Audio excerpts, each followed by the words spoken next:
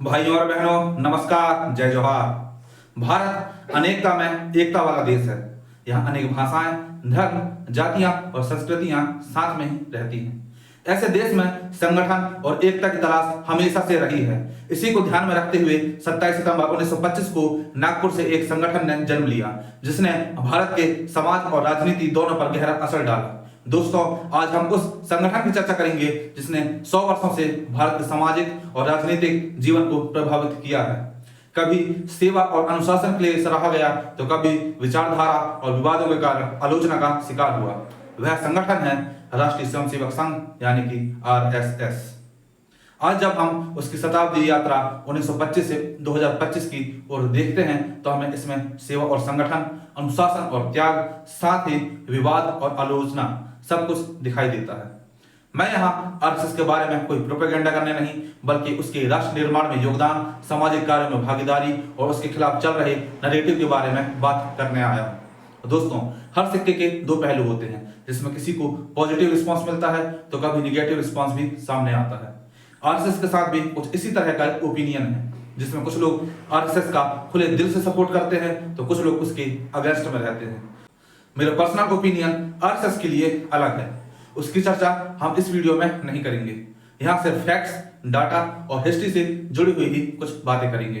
दोस्तों, आरएसएस की स्थापना 27 सितंबर 1925 को नागपुर में हुई। इस दिन विजयादशमी का पर्व था, जो विजय का प्रतीक है। डॉक्टर केशव बलिराम हेडगेवार ने इस दिन संघ की स्थापना की, ताकि हिंदू समाज में एकता, अनुशासन और सेवा की भावना जागृत की जा सके। उनका मानना था कि स्वतंत्रता केवल बाहरी आक्रमणों से नहीं, बल्कि आंतरिक दुर्बलताओं से भी प्राप्त करनी होगी। उस समय भारत दो तरह से गुलाम था, एक अंग्रेजों से और दूसरा मानसिक गुलामी से। भारत में ऊंच नीच, छुआछूत जैसी कुप्रथा अपने पैर जमा चुकी थी। हालांकि उस भेदभाव से हम आज भी नहीं निकल पाए हैं। संघ की स्थापना का उद्देश्य था हिंदू समाज में एकता और अनुशासन की भावना का संवर्धन करना, समाज में जागरूकता और सेवा की भावना का प्रसार करना, राष्ट्र की सेवा में स्वयं को समर्पित करना। लेकिन संघ की ये यात्रा आसान नहीं थी। संघर्ष, प्रतिबंध और पुनर्निर्माण इसके पुराने साथी थे। संघ की यात्रा सरल नहीं रही। इसकी स्थापना के कुछ वर्षों बाद ही 1948 में महात्मा गांधी की हत्या के बाद संघ पर प्रतिबंध लगा दिया गया। ऐसा आरोप लगाया गया था कि महात्मा गांधी का हत्यारा नाथूराम गोडसे पूर्व में आरएसएस से जुड़ा हुआ था, और शायद यही वजह थी कि आरएसएस पर प्रतिबंध लगाया गया था। हालांकि इसके पीछे और भी कई कारण थे, जिनकी चर्चा हम यहाँ करना नहीं चाहते। हालांकि संघ ने इन आरोपों का खंडन किया और कहा कि उनका इस घटना से कोई संबंध नहीं है। 6 महीने बाद यह प्रतिबंध हटा लिया गया। इसके बाद 1975 में आपातकाल के दौरान भी संघ पर प्रतिबंध लगाया गया। इस बार भी संघ ने अपने कार्यों को निलंबित नहीं किया और समाज सेवा के कार्यों में सक्रिय ही रहा। आरएसएस पर तीसरा प्रतिबंध 1992 में बाबरी मस्जिद विध्वंस के बाद लगा। हालांकि संघ ने इस घटना से खुद को अलग किया और कहा कि वह हमेशा संविधान और कानून का पालन करता है। इन प्रतिबंधों के बावजूद संघ ने अपने कार्यों को निरंतर जारी रखा और समाज में जागरूकता, एकता और सेवा की भावना का प्रसार किया। शिक्षा, सेवा और सामाजिक उत्थान में आरएसएस का योगदान बहुत अधिक है। संघ ने अपने 100 वर्षों की यात्रा में कई क्षेत्रों में महत्वपूर्ण योगदान दिया है। आरएसएस ने विद्या भारती के माध्यम से लाखों बच्चों को शिक्षा प्रदान की। इसके अंतर्गत प्राथमिक से लेकर उच्च शिक्षा तक के विद्यालयों की स्थापना की गई। संस्कार भारती भी अपने क्षेत्र में काफी अच्छा काम कर रही है। आरएसएस ने स्वास्थ्य क्षेत्र में भी कई कार्यक्रम चलाए। आपदाओं के समय में संघ ने ही राहत कार्यों में भाग लिया और प्रभावित क्षेत्रों में चिकित्सा सेवाएं प्रदान की। आरएसएस ने समाज में जागरूकता फैलाने के लिए कई कार्यक्रम आयोजित किए। आपदाओं के समय में संघ ने राहत कार्यों में भाग लिया और प्रभावित क्षेत्रों में राहत सामग्री भेजी। 2001 में गुजरात में आए भूकंप के बाद संघ ने प्रभावित क्षेत्रों में राहत सामग्री भेजी और पुनर्निर्माण कार्य में मदद की। दोस्तों, एक बात यह भी है कि कोई भी व्यक्ति, संगठन या पॉलिटिकल पार्टी न तो पूरी तरह ईमानदार होता है और न ही पूरी तरह गलत। हो सकता है कि मैं स्वयं कुछ लोगों को अच्छा लगता हूं, और यह भी हो सकता है कि कुछ लोग मुझे बुरा कहें। इसलिए किसी भी संगठन के साथ जुड़ने का मतलब यह नहीं कि आप पूरी तरह उसके प्रति समर्पित हो गए। यदि आपकी विचारधारा उस संगठन से मेल नहीं है खा रही, तो जरूरी नहीं कि फिर भी आप उसका समर्थन करें। दोस्तों, एक बात यह भी है कि बिना किसी सरकारी अनुदान के 100 वर्षों तक किसी संगठन का इस तरह चलना वाकई में एक ऐतिहासिक कदम है। सिर्फ स्वयंसेवकों के सहयोग के दम पर राष्ट्रवादी विचारधारा और सामाजिक कार्य करना अभूतपूर्व है।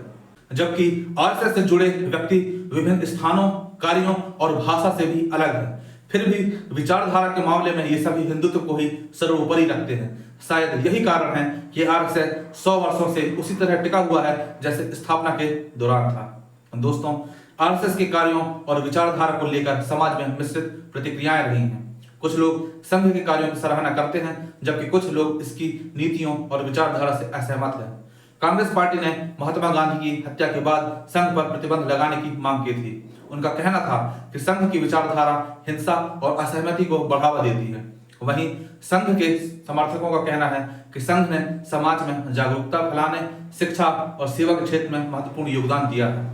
उनका कहना है कि संघ ने हमेशा संविधान और कानून का पालन किया है और समाज की सेवा को प्राथमिकता दी है। हालांकि मैं इस पर कोई राजनीतिक टिप्पणी नहीं करना चाहता, क्योंकि हर किसी का अपना पॉइंट ऑफ व्यू हो सकता है। किसी को ये पसंद आ सकता है तो किसी का ओपिनियन शायद अलग हो। हमारे लोकतंत्र की खूबसूरती भी यही है कि यहाँ सबको अपनी राय रखने और अभिव्यक्ति की स्वतंत्रता है। दोस्तों, अभी हाल ही में आरएसएस ने अपने 100 वर्ष पूरे किए हैं।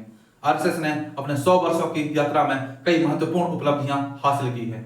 प्रधानमंत्री नरेंद्र मोदी जी के द्वारा इस अवसर पर एक स्मृति सिक्का भी जारी किया गया है। दोस्तों, वर्तमान में देश भर में आरएसएस के लगभग 39,454 शाखाएं चल रही हैं, जिसमें लगभग 12,288 ई शाखाएं भी शामिल हैं। आरएसएस के स्वयं सेवकों की संख्या भी करोड़ों में है, जो समाज सेवा के कार्यों में सक्रिय रूप से भाग लेते हैं। हालांकि ये कोई आधिकारिक आंकड़े नहीं हैं, सिर्फ अनुमानित आंकड़े हैं जो इंटरनेट सोर्स पर आधारित हैं।